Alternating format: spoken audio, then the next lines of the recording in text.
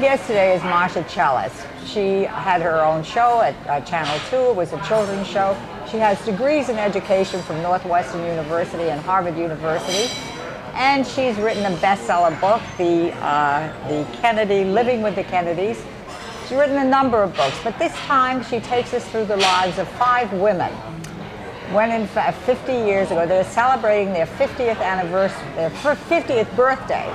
And one of the things I'm kind of interested in, what do you think happens when you're 50? I mean, 40 years old is highly touted as everything changes. But you do 10 years later, which to you, does that seem pivotal if you talk to our viewers about that? Well, I think it is pivotal in a sense.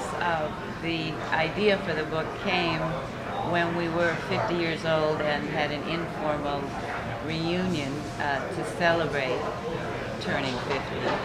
And at that event, which was on Cape Cod, we talked about things that had happened in our lives, what we had been told or not told about sex, the frustration of not being able to work, the values we were raised with, such as being perfect, pleasing, smiling all the time, keeping our emotions to ourselves, being discouraged from having a career because we were to depend on a man for our identity and our support. And as we talked over that wonderful weekend, we thought, we have really come a long way because we have done all the things that we were hoping to do, that we had it all. And one of the women said, did we make history or did history make us? And at that point we thought, maybe there should be a book. Well, you know, I think it's interesting, did we make history or did history make us? The thing that sometimes upsets me is I am a generation removed from you. So I was a working woman with 2 children.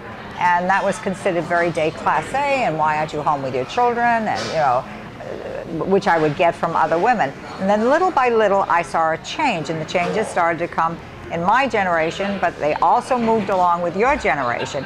But your generation, the mothers, were telling their daughters that this, in your book, I mean, you point this out, as you say, the looking always perfect, and going to the best schools, getting the finest education, but the whole idea was to have an engagement ring on your hand at the end of that 4 years. And I used to think to myself, why is everybody wasting this education? Exactly, that's right. And I think that we felt that way, and I think some of us saw the frustration in our own mothers' lives, that my mother, for example, was very well educated, very bright, and she was raising 4 children, doing a beautiful job, did a beautiful job, but it wasn't enough. And I sensed that, and the girls in the book sensed that about their own mothers.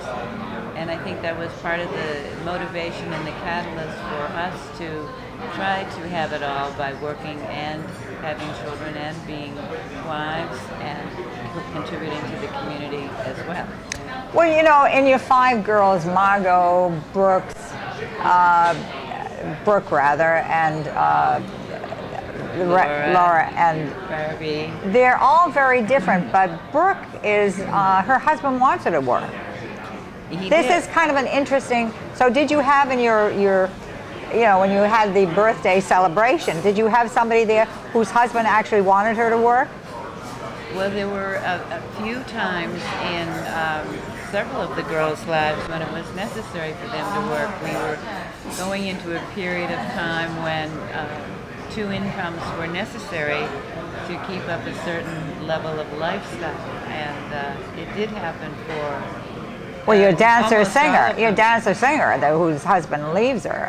She had to support her daughter herself, and Margot needed to work and wanted to work. She always wanted a big city career.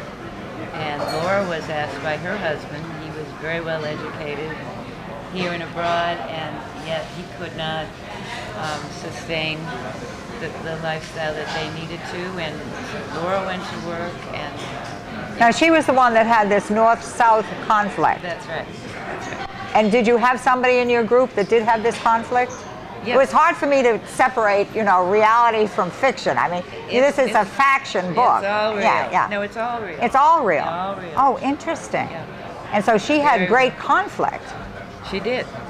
She did, because she was carrying with her the ideals that she grew up with. That her mother and father had a perfectly loving relationship, and she wanted to do for her children what her mother had done for her.